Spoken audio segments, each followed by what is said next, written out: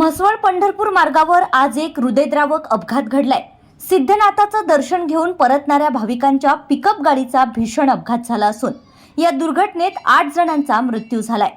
मिळालेल्या माहितीनुसार माळशिरस तालुक्यातील तांदळवाडी गावाजवळ चालकाचे वाहनावरील नियंत्रण सुटलं आणि विहीर न दिसल्याने पिकअप गाडी थेट विहिरीत कोसळली।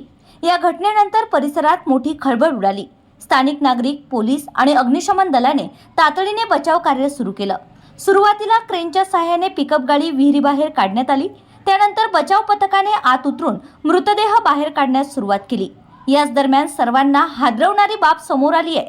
मृतदेह बाहेर काढताना गाडीतून आणखी 6 जण जिवंत अवस्थेत आढळले आहेत।